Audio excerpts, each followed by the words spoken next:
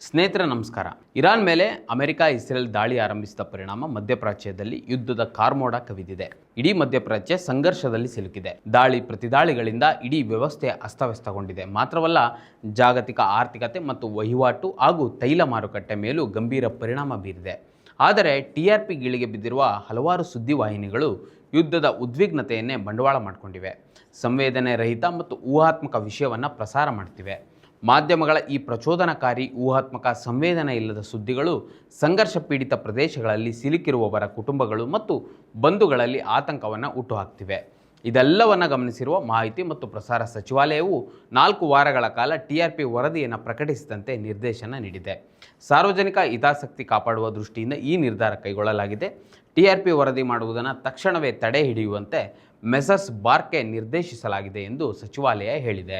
ಈ TRP ಎಂದರೇನು? TRP ಅಂದರೆ ಟಾರ್ಗೆಟ್ ರೇಟಿಂಗ್ ಪಾಯಿಂಟ್ ಅಥವಾ ಗುರಿಯಿಟ್ಟು ದರ ನಿರ್ಧರಿಸುವ ಅಂಶ ಎಂದರ್ಥ. ಖಾಸಗಿ ವಾಹಿನಿಗಳ ಜನಪ್ರಿಯತೆಯನ್ನು ಅಳೆಯುವ ಒಂದು ಮಾನದಂಡವೇ ಈ TRP. ಯಾರು ಈ TRPಯನ್ನು ನಿರ್ಧರಿಸುತ್ತಾರೆ? ಬ್ರಾಡ್ಕಾಸ್ಟ್ ಆಡಿಯನ್ಸ್ ರಿಸರ್ಚ್ ಕೌನ್ಸಿಲ್ ಎನ್ನುವ ಸರ್ಕಾರಿ ಸ್ವಾಮ್ಯದ ಸ್ವಾಯತ್ತ ಸಂಸ್ಥೆಯೊಂದು ಖಾಸಗಿ ದೃಶ್ಯ ವಾಹಿನಿಗಳ TRPಯನ್ನು ನಿರ್ಧರಿಸುತ್ತದೆ. ಈ ಬಾರ್ಕ್ ಸಂಸ್ಥೆಯು ತಾನು ನೇರವಾಗಿ TRPಯನ್ನು ನಿರ್ಧರಿಸುವುದಿಲ್ಲ. ಕಳೆದ 4-6 ವರ್ಷಗಳ ಹಿಂದೆ ಈ ಕೆಲಸವನ್ನು ಹಾನ್ಸ್ ರಿಸರ್ಚ್ ಎನ್ನುವ ಮತ್ತೊಂದು ಖಾಸಗಿ ಸಂಸ್ಥೆಗೆ ವಹಿಸಿತ್ತು. TRP ನಿರ್ಧರಿಸುವ ಬಗೆ ಯಾವುದು? ಜನರು ತಮ್ಮ ಮನೆಗಳಲ್ಲಿ ಯಾವ ಖಾಸಗಿ ವಾಹಿನಿಗಳನ್ನು ಎಷ್ಟು ಸಮಯ ಅಥವಾ ಎಷ್ಟು ಅವಧಿಯವರೆಗೆ ವೀಕ್ಷಿಸುತ್ತಾರೆ ಎಂಬ ಅಂಕಿಅಂಶಗಳನ್ನು ಪ್ರಾಥಮಿಕವಾಗಿ ಸಂಗ್ರಹಿಸಲಾಗುತ್ತದೆ. ದೇಶದಲ್ಲಿರುವ ಎಲ್ಲ ಮನೆಗಳ ಅಂಕಿಅಂಶಗಳನ್ನು ಸಂಗ್ರಹಿಸುವುದು ಕಷ್ಟ ಸಾಧ್ಯ. ಆದ್ದರಿಂದ ಆಯ್ದ 44,000 ಮನೆಗಳ ಸೆಟಪ್ ಬಾಕ್ಸ್ ಒಂದು ಅಳತೆಯ ಸಾಧನವನ್ನು ಗುಪ್ತವಾಗಿ ಅಳವಡಿಸಲಾಗಿರುತ್ತದೆ. ವಿಶೇಷ ಸಂದರ್ಭ ಹಾಗೂ ಚುನಾವಣೆಯ ಸಮಯದಲ್ಲಿ ವಾಹಿನಿಗಳು ಎಕ್ಸಿಟ್ ಪೋಲ್ ಫಲಿತಾಂಶವನ್ನು ಆಯ್ದ ಕೆಲವು ಮತದಾರರ ಅಭಿಪ್ರಾಯದ ಆಧಾರದ ಮೇಲೆ ಹೇಗೆ ಪ್ರಕಟಿಸುತ್ತವೆಯೋ ಅದೇ ಮಾದರಿಯಲ್ಲಿ ದೇಶದ ವಿವಿಧ ಭಾಗಗಳ ಗ್ರಾಮೀಣ ಪ್ರದೇಶ, ನಗರ ಪ್ರದೇಶ ಹಾಗೂ ವಿಭಿನ್ನ ಸಾಮಾಜಿಕ ಆರ್ಥಿಕ ಹಿನ್ನೆಲೆಯ ಕುಟುಂಬಗಳನ್ನು ಆಯ್ಕೆ ಮಾಡಿಕೊಳ್ಳಲಾಗ್ತದೆ. ಆ ಮನೆಯವರು ಎಷ್ಟು ಸಮಯದ ತನಕ ಯಾವ ವಾಹಿನಿಗಳನ್ನು ನೋಡ್ತಾರೆ ಎಂಬ ಮಾಹಿತಿಯ ಆಧಾರದ ಮೇಲೆ ವಾರದ ಕೊನೆಗೆ TRPಯನ್ನು ಘೋಷಣೆ ಮಾಡಲಾಗ್ತದೆ. TRPಯಿಂದ ದೃಶ್ಯವಾಹಿನಿಯಿಂದ ಏನು ಲಾಭ? ಒಂದು ದೃಶ್ಯವಾಹಿನಿಯು ಅತಿ ಹೆಚ್ಚು ಜನರು ನೋಡ್ತಾರೆ ಎಂದರೆ ಅದರ TRP ಅಗ್ರ ಶ್ರೇಣಿಯಲ್ಲಿದೆ ಎಂದರ್ಥ. ಅಂದರೆ ದೃಶ್ಯವಾಹಿನಿಯೊಂದು ಬಹಳಷ್ಟು ಜನರು ವೀಕ್ಷಿಸ್ತಾರೆ ಎನ್ನುವಂತಾದರೆ ಅದು ಬಹಳ ಜನಪ್ರಿಯ ವಾಹಿನಿ ಎಂದು ನಿರ್ಧರಿಸಲಾಗ್ತದೆ. ಒಂದು ದೃಶ್ಯವಾಹಿನಿಯನ್ನು ಹೆಚ್ಚು ಜನರು ವೀಕ್ಷಿಸ್ತಾರೆ ಎಂದು ನಿರ್ಧಾರವಾದರೆ ಆ ದೃಶ್ಯವಾಹಿನಿಯು ಸಾಮಾನ್ಯವಾಗಿ ಖಾಸಗಿ ಕಂಪನಿಗಳ ಜಾಹೀರಾತನ್ನು ಹೆಚ್ಚಿನ ಪ್ರಮಾಣದಲ್ಲಿ ಆಕರ್ಷಿಸಬಲ್ಲದು.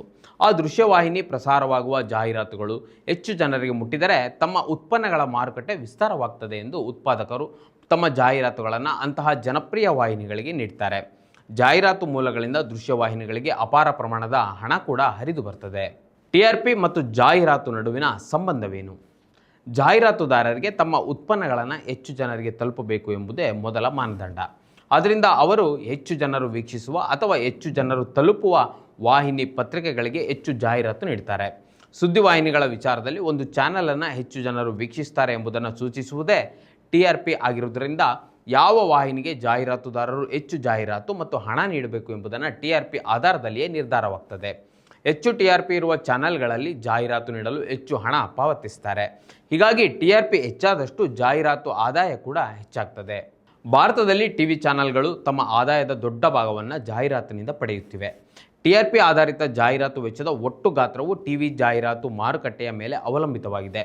2024ರಲ್ಲಿ ಭಾರತದ TV ಜಾಹೀರಾತು ಆದಾಯ ಸುಮಾರು 29,400 ಕೋಟಿ ರುಗಳಾಗಿತ್ತು ಎಂದು ವರದಿಗಳು ಹೇಳ್ತವೆ. ಆದರೆ ಇತ್ತೀಚಿನ ವರ್ಷಗಳಲ್ಲಿ ಇದು ಕುಸಿಯುತ್ತಿದೆ. ಉದಾಹರಣೆಗೆ 2023ರಿಂದ 24ಕ್ಕೆ TV ಜಾಹೀರಾತು ಆದಾಯ 6ರಿಂದ 11% ಇಳಿಕೆ ಕಂಡಿದೆ ಎಂದು ಹಲವು ವರದಿಗಳು ಹೇಳ್ತಿವೆ.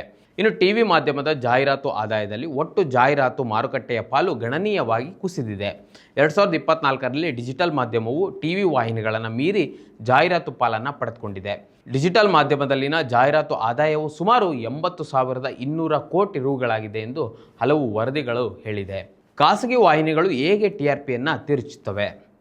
TRP ನಿರ್ಧರಿಸಲು ಬಾರ್ಕ್ ನೇಮಿಸಿದ ಖಾಸಗಿ ಸಂಸ್ಥೆಯ ನಿವೃತ್ತ ನೌಕರನಿಗೆ ಲಂಚದ ಆಮಿಷ ಒಡ್ಡುವ ಮೂಲಕ ಸೆಟಪ್ ಬಾಕ್ಸ್ಗಳಲ್ಲಿ ಅಳವಡಿಸಲಾದ ಗ್ರಾಹಕರ ಮನೆಗಳನ್ನು ಖಾಸಗಿ ವಾಹಿನಿಗಳು ಮೊದಲು ಗುರುತಿಸುತ್ತವೆ. ಸ್ಥಳೀಯ ಕೇಬಲ್ ಆಪರೇಟರ್ಗಳನ್ನು ಬುಕ್ ಮಾಡಿಕೊಂಡು ಆ ಮನೆಯವರಿಗೆ ಪ್ರತಿದಿನ ಇಂತಿಷ್ಟು ಎಂದು ಹಣ ಪಾವತಿಸಿ ದಿನಾಲೂ ತಮ್ಮ ವಾಹಿನಿ ಮಾತ್ರ ವೀಕ್ಷಿಸುವಂತೆ ಹಾಗೂ TV ನೋಡದಿರುವ ಸಮಯದಲ್ಲೂ ಕೂಡ TVಯನ್ನು ಆನ್ ಮಾಡಿ ಇಡಲು ಮನವಿ ಮಾಡಲಾಗ್ತದೆ. ಕೇಬಲ್ ಆಪರೇಟರ್ಗಳ ಸಹಾಯದಿಂದ ತಮಗೆ ಯಾವ ದೃಶ್ಯವಾಹಿನಿ ಪ್ರತಿಸ್ಪರ್ಧಿಯಾಗಿದೆಯೋ ಆ ವಾಹಿನಿಯ ಪ್ರಸಾರವನ್ನು ಪ್ರೈಮ್ ಟೈಮ್ನಲ್ಲಿ ಪ್ರಸಾರವಾಗುವಂತೆ ತಡೆಯುವುದು. ಕೇಬಲ್ ನೆಟ್ವರ್ಕ್ ಪಟ್ಟಿಯಿಂದ ಅಂತಹ ವಾಹಿನಿಗಳನ್ನು ಕೈಬಿಡುವುದು ಅಥವಾ ಆ ಪ್ರೈಮ್ ಸಮಯದಲ್ಲಿ ಪ್ರತಿಸ್ಪರ್ಧಿ ವಾಹಿನಿಯ ಆಡಿಯೋದಲ್ಲಿ ಒಂದು ಬಗೆಯ ಗೊಂದಲ ಅಥವಾ ತೊಂದರೆಯಾಗುವಂತೆ ನೋಡಿಕೊಂಡು ಆ ಮೂಲಕ ಜನರು ಆ ವಾಹಿನಿಯನ್ನು ನೋಡದಂತೆ ಮಾಡಲಾಗ್ತದೆ. ಗ್ರಾಹಕರು ಟಿವಿ ಆನ್ ಮಾಡಿದ ತಕ್ಷಣ ಮೊದಲು ತಮ್ಮದೇ ವಾಹಿನಿ ಕಾಣಿಸಿಕೊಳ್ಳುವಂತೆ ಅಡ್ಜಸ್ಟ್ ಮಾಡಲಾಗ್ತದೆ. ಅಂದರೆ ಟಿವಿ ಆನ್ ಮಾಡಿದ ಕೂಡಲೇ ಆ ಸೆಟಪ್ ಬಾಕ್ಸ್ನಲ್ಲಿ ತಮ್ಮ ವಾಹಿನಿ ಮೊದಲು ಕಾಣಿಸಿಕೊಳ್ಳುವಂತೆ ಕೇಬಲ್ ಆಪರೇಟರ್ಗಳ ಮೂಲಕ ಡಿಫಾಲ್ಟ್ ಸೆಟ್ಟಿಂಗ್ ಮಾಡಿಸಲಾಗ್ತದೆ. ಮನರಂಜನೆ, ಹಿಂದಿ ಸುದ್ದಿ ವಾಹಿನಿ, ಇಂಗ್ಲಿಷ್ ಸುದ್ದಿ ವಾಹಿನಿ ಹೀಗೆ ಬೇರೆ ಬೇರೆ ಎಲ್ಲ ಬಗೆಯ ವಿಭಾಗಗಳಲ್ಲೂ ತಮ್ಮ ವಾಹಿನಿಯ ಸಂಖ್ಯೆಯನ್ನು ಅಳವಡಿಸಲು ಕೇಬಲ್ ಆಪರೇಟರ್ಗಳನ್ನು ಬಳಸಿಕೊಳ್ಳಲಾಗ್ತದೆ. ಇದನ್ನು ಡ್ಯುಯಲ್ ಲಾಜಿಕಲ್ ನಂಬರ್ ಎಂದು ಕರೆಯುತ್ತಾರೆ. ಹೀಗೆ ಎಲ್ಲ ಕೆಟಗರಿಗಳಲ್ಲಿ ಒಂದು ವಾಹಿನಿಯ ನಂಬರ್ ಪುನಃ ಅಳವಡಿಸುವಂತೆ ಮಾಡಲಾಗ್ತದೆ. ಗ್ರಾಹಕರು ಮನೆಗಳಲ್ಲಿ ಟಿವಿ ನೋಡುವಾಗ ತಮ್ಮ ರಿಮೋಟ್ ಓಡಿಸುವ ಸಂದರ್ಭದಲ್ಲಿ ಅಡ್ಡಲಾಗಿ ಪ್ರತಿ ಸಲ ಅದೇ ವಾಹಿನಿ ಓಪನ್ ಆಗುವಂತೆ ಅಡ್ಜಸ್ಟ್ ಮಾಡಲಾಗ್ತದೆ.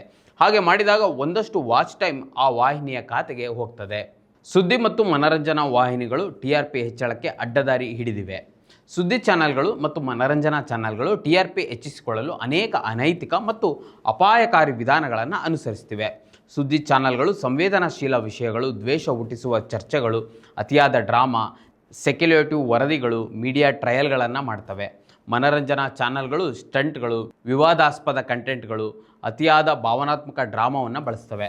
2020ರಲ್ಲಿ ರಿಪಬ್ಲಿಕ್ ಟಿವಿ ಸೇರಿದಂತೆ ಕೆಲವು ಚಾನೆಲ್ಗಳ ಮೇಲೆ TRP ಮ್ಯಾನಿಪ್ಯುಲೇಷನ್ ಆರೋಪಗಳು ಬಂದಿದ್ವು. TRP ತಿರುಚುವಿಕೆ ರಿಪಬ್ಲಿಕ್ ವಾಹಿನಿ ಮತ್ತು ಅರ್ನಬ್ ಗೋಸ್ವಾಮಿ. 6 ವರ್ಷಗಳ ಹಿಂದೆ ಮುಂಬೈ ಪೊಲೀಸ್ ಆಯುಕ್ತರು ಹಿಂದಿ ರಿಪಬ್ಲಿಕ್ ವಾಹಿನಿಯ ಮೇಲೆ ಗುಮಾನಿಯನ್ನು ವ್ಯಕ್ತಪಡಿಸಿ TRP ತಿರುಚುವಿಕೆ ಪ್ರಕರಣವನ್ನು ದಾಖಲಿಸಿ ಹೆಚ್ಚಿನ ತನಿಖೆ ನಡೆಸುವುದಾಗಿ ಹೇಳಿದ್ದನ್ನು ನೀವೆಲ್ಲ ಓದಿರ್ತೀರಿ. ಹಿಂದಿ ರಿಪಬ್ಲಿಕ್ ವಾಹಿನಿಯ ಮೇಲಿನ TRP ತಿರುಚುವಿಕೆ ಆರೋಪ ತುಂಬ ಹಳೆಯದು. 2017ರಲ್ಲೂ ಕೂಡ ಇಂತಹದ್ದೇ ವಂಚನೆಯ ಪ್ರಕರಣ ಈ ದೃಶ್ಯ ವಾಹಿನಿಯ ಮೇಲೆ ದಾಖಲಾಗಿತ್ತು. ಪ್ರಮುಖವಾಗಿ ಈ ವಾಹಿನಿಯ ಮುಖ್ಯಸ್ಥ ಅರ್ನಬ್ ಗೋಸ್ವಾಮಿ ಎನ್ನುವ ವ್ಯಕ್ತಿ BJPಗೆ ನಿಷ್ಠೂರವಾಗಿ ಕೌಟುಂಬಿಕ ಹಿನ್ನೆಲೆಯುಳ್ಳವರು. ಈತ ವಿಶೇಷವಾಗಿ ವಿದ್ಯುನ್ಮಾನ ಸುದ್ದಿ ಮಾಧ್ಯಮಗಳಲ್ಲಿ ಹುಟ್ಟುಹಾಕಿರುವ ಅನೈತಿಕ ಪರಂಪರೆ ಹಾಗೂ ಕೂಗುಮಾರಿ ಮಾದರಿಯ ಮಾಧ್ಯಮ ಕ್ಷೇತ್ರದಲ್ಲಿ ಈತ ಒಂದು ಕಪ್ಪು ಚುಕ್ಕೆ ಎಂದೇ ಅನೇಕರು ಅಭಿಪ್ರಾಯಪಡ್ತಾರೆ. ಈತನ ಅಸಭ್ಯ ಚೀರಾಟ, ಅನಗತ್ಯ ಅರ್ಚಾಟ, ಪಕ್ಷಪಾತ ಪೂರಿತ ಸುದ್ದಿ ಪ್ರಸಾರ, ದ್ವೇಷ ಹರಡುವಿಕೆಯ ಕಾರ್ಯಕ್ರಮಗಳು ಇಡೀ ಭಾರತೀಯ ಮಾಧ್ಯಮ ಕ್ಷೇತ್ರವನ್ನು ಇನ್ನಿಲ್ಲದಂತೆ ಕುಲುಗೆಡಿಸಿವೆ. ಈತನನ್ನು ಮಾದರಿಯನ್ನಾಗಿಟ್ಕೊಂಡು ಈತನಂತೆ ನಕಲು ಮಾಡಲು ಪ್ರಯತ್ನಿಸುವ ಅದೆಷ್ಟೋ ಪ್ರಾದೇಶಿಕ ವಾಹಿನಿಗಳ ಸುದ್ದಿವಾಚಕರು ಆತನಂತೆಯೇ ಅನೈತಿಕ ಮತ್ತು ಆತ್ಮಹತ್ಯಾತ್ಮಕ ಹಾದಿಯನ್ನು ತುಳಿದಿದ್ದು ನೀವು ಗಮನಿಸಿರ್ತೀರಿ. ಕನ್ನಡದ ಸುದ್ದಿ ಮಾಧ್ಯಮಗಳಲ್ಲೂ ಕೂಡ ಒಬ್ಬಿಬ್ಬರು ಸುದ್ದಿವಾಚಕರು ಗೋಸ್ವಾಮಿಯನ್ನು ನಕಲು ಮಾಡುತ್ತಾರೆ ಹಾಗೂ ತಮ್ಮನ್ನು ತಾವು ರಾಷ್ಟ್ರೀಯವಾದಿ ಪತ್ರಕರ್ತರೆಂದು ಸಾಮಾಜಿಕ ಮಾಧ್ಯಮಗಳಲ್ಲಿ ಬಿಂಬಿಸಿಕೊಳ್ತಾರೆ. ಇಂತಹ ಮತಿಗೇಡಿ, ಕೋಮುವಾದಿ, ಪಕ್ಷಪಾತಿ ಪತ್ರಕರ್ತರನ್ನು ಕನ್ನಡಿಗರು ಸಾಮಾಜಿಕ ಜಾಲತಾಣಗಳಲ್ಲಿ ಏಜೆಂಟ್ ಎಂದು ಟ್ರೋಲ್ ಮಾಡುವುದನ್ನು ನೀವೆಲ್ಲ ನೋಡಿರ್ಬೋದು. ಬಹುಶಃ ಈ ದಶಕದುದ್ದಕ್ಕೂ ರಾಜಕಾರಣಿಗಳಿಗಿಂತ ಹೆಚ್ಚಿನ ಪ್ರಮಾಣದಲ್ಲಿ ಸಾರ್ವಜನಿಕರ ಆಕ್ರೋಶಕ್ಕೆ ಹಾಗೂ ಅಪಹಾಸ್ಯಕ್ಕೆ ಗುರಿಯಾದವರು ಈ ಬಗೆಯ ಸುದ್ದಿವಾಚಕರು ಎನ್ನುವುದು ವಿಶೇಷ ಸಂಗತಿ. ವೀಕ್ಷಕರೇ, ಈ ವಿಡಿಯೋದ ಕುರಿತು ನಿಮಗೇನಿಸ್ತು ಕಮೆಂಟ್ ಮಾಡಿ ತಿಳಿಸಿ.